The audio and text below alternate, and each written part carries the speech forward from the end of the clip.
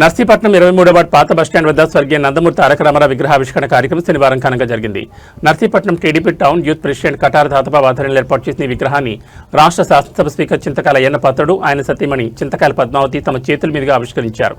ఈ సందర్భంగా స్పీకర్ అయ్యన్న పాత్రుడు మాట్లాడుతూ ఎన్టీఆర్తో తనకున్న అనుబంధాన్ని గుర్తు చేసుకున్నారు. కేవలం 25 ఏళ్ల వయసులో ఎలాంటి రాజకీయ నేపథ్యం లేని తనకు ఎన్టీఆర్ ఎమ్మెల్యేగా పోటీ చేసే అవకాశం ఇచ్చారని, పార్టీ పెట్టిన 9 నెలల్లోనే ముఖ్యమంత్రి ఆయన ఘనత ఆయనకే దక్కుతుందని కొనియాడారు.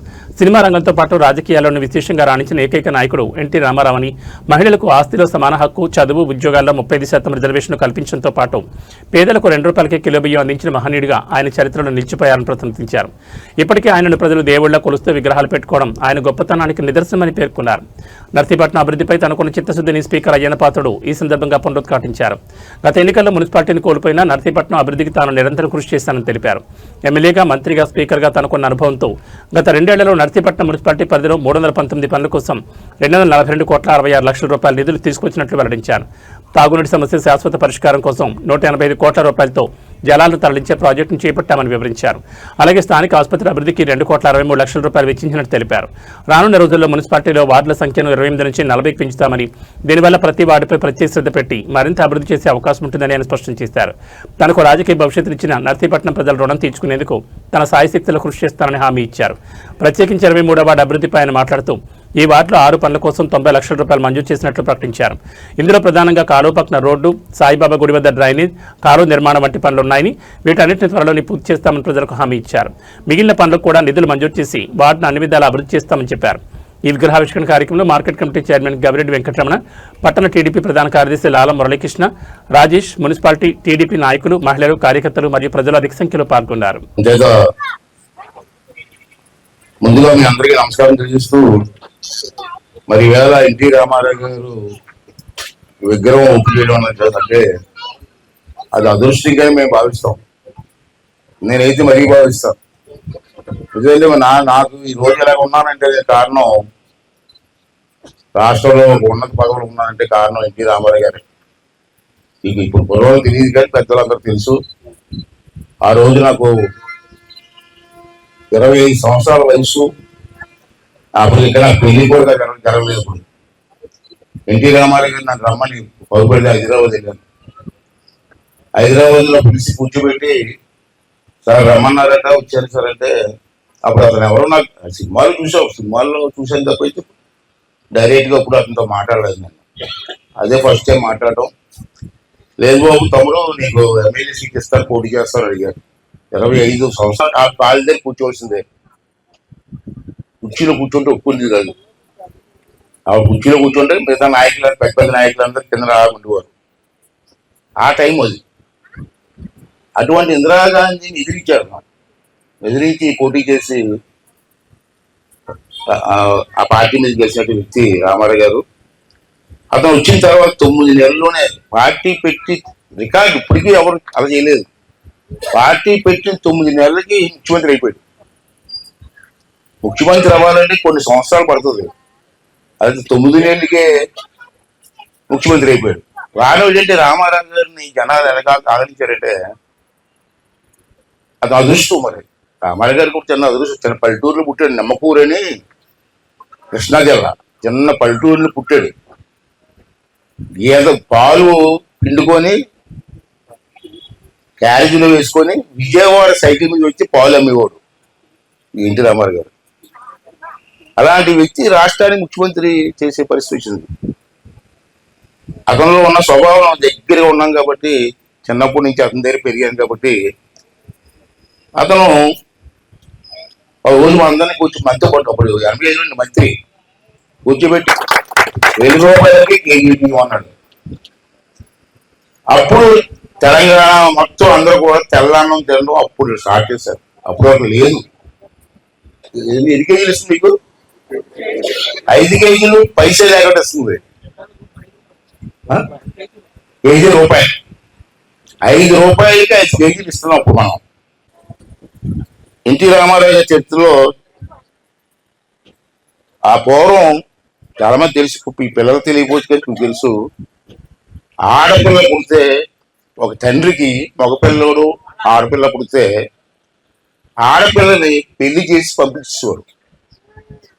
ఆ మొగుడికి ఏది కట్నం ఇచ్చేవారు, కొంత పంపించేవారు.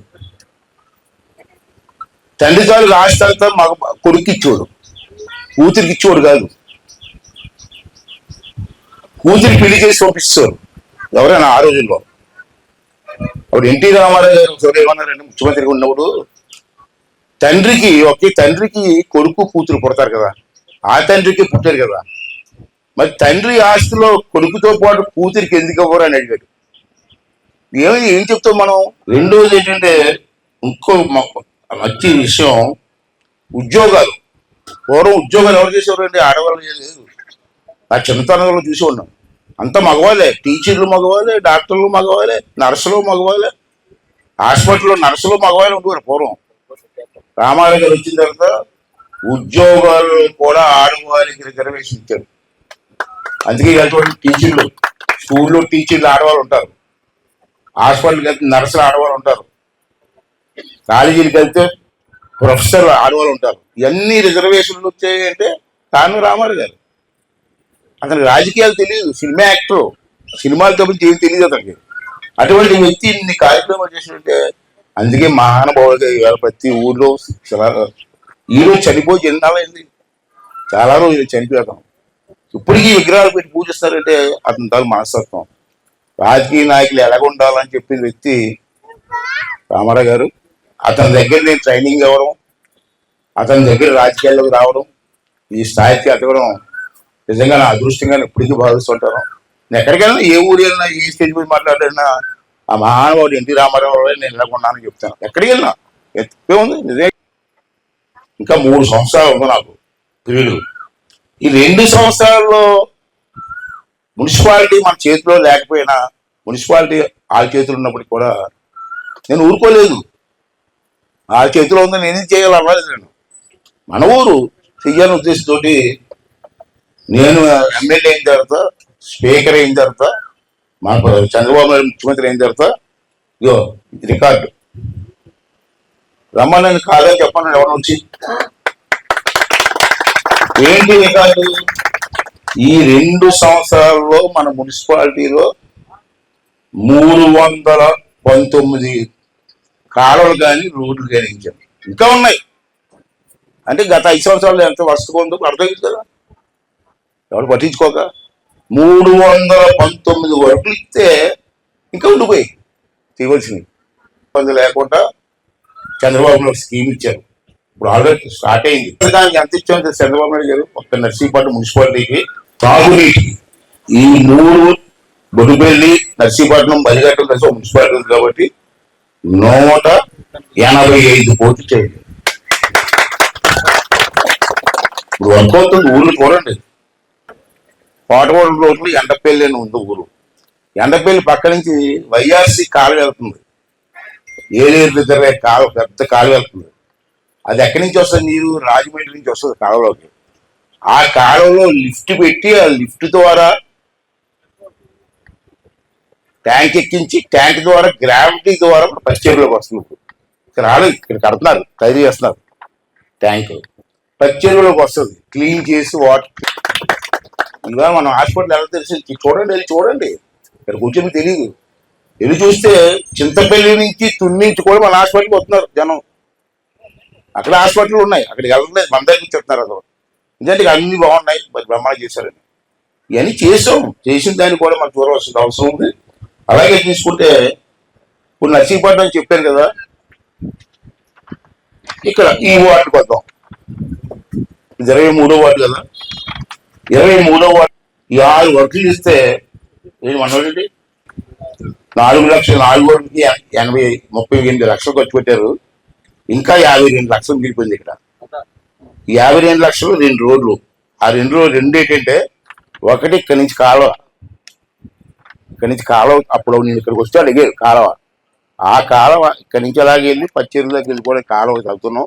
దానికి ఒకటి. రెండోది ఏంటంటే బొంతోలి వీధి, మన గుడి ఉంది, ఏ గుడి? సాయిబాబా గుడి రోడ్డు ఉంది కదా, యువతల పక్క ఇలా ఈ పెద్ద కాలం ఉంది.